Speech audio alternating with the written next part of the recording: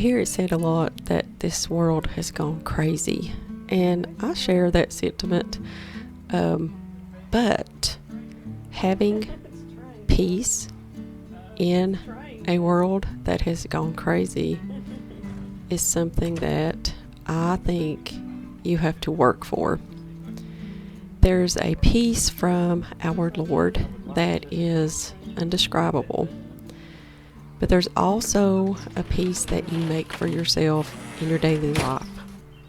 And I want to share with you today how that I have found to have peace in our home, even though the crazy things that go on even around our home that can sometimes get you down a bit. I have found that if I just do a few things every day, that I can have a deep peace all throughout the day, even if the storm is raging around me. Now, one way is to do things with my hands, and that's what I'm doing here, is working on a dress that I have been wanting to do a few alterations on, and being out in the sun while I'm working on that makes me feel so much better as well.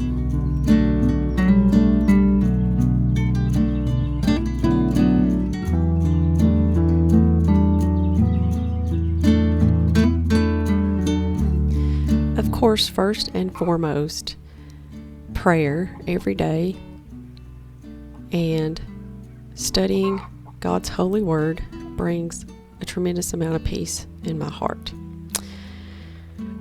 But there are things throughout the moments of the day that also help me have a peaceful mind. And that's what I want to share with you today. I have found that if I just sit down and do something with my hands, spend a little time with the chickens outside, and baking. Baking is another one. Also, spending time singing praises. My husband and I travel and sing, and we always, in the evenings, unless something's going on out of our control, we'll get our instruments out and sing gospel songs, and that brings a tremendous amount of peace as well. And it's just something that I have found that I have to work at, I have to work for, because there can be things going on right in front of me that just make me so nervous or uneasy. But if I do these few things, I have found that all in all, I feel a complete joy and peace that only God can give.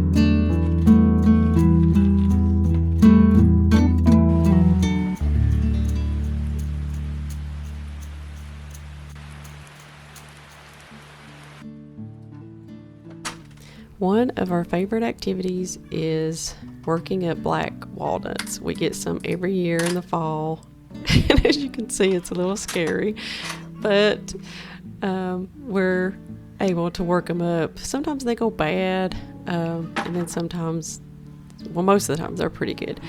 But I have a recipe that I am working on or making today for the blog for a sourdough chocolate chip cookie, long fermented. And I thought, wow, wouldn't it be good to have some black walnuts? And so we worked on these for probably 30-40 minutes so I could get enough to go in my recipe. But this is one of those, it's working with your hands, it's keeping your mind busy.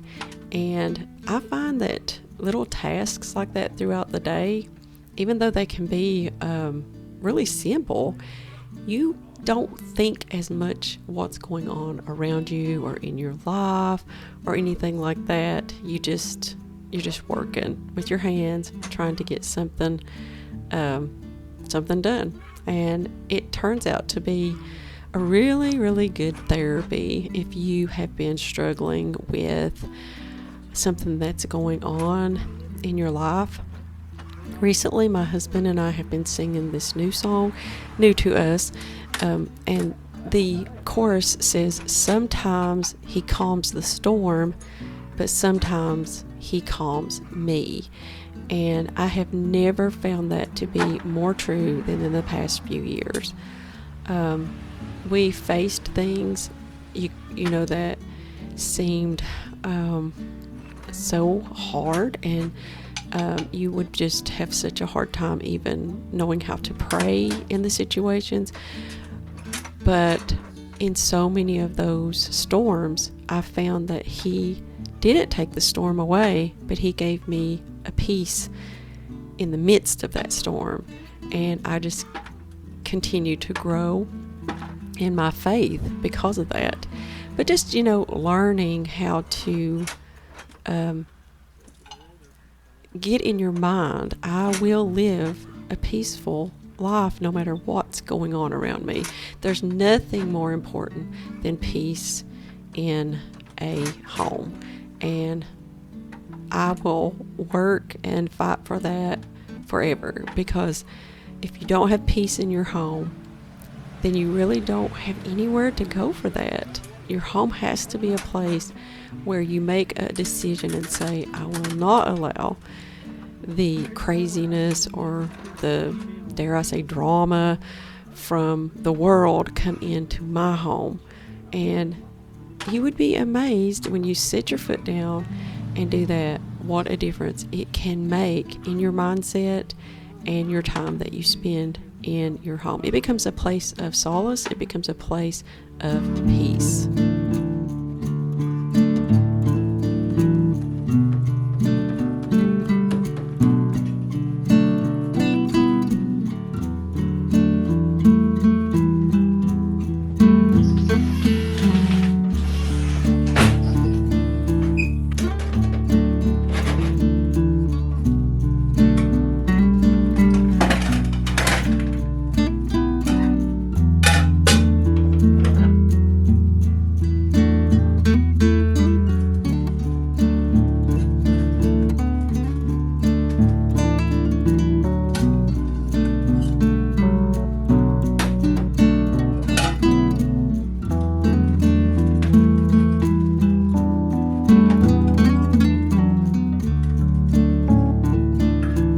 As I said, baking is one of the things that really makes me happy. So today I am making a long fermented sourdough chocolate chip cookie. I had this requested a few times and finally got around to coming up with this recipe. Now this one is different. It doesn't have butter. This cookie recipe has olive oil, and so you cream together the sugar and the oil and it makes a lighter cookie, so not quite as heavy, but absolutely delicious. And so I'm going to link the recipe in the description box below, so go check it out and make these incredibly delicious cookies. I'm using freshly milled hard white wheat for these, and I'm using raw sugar with olive oil and creaming it together.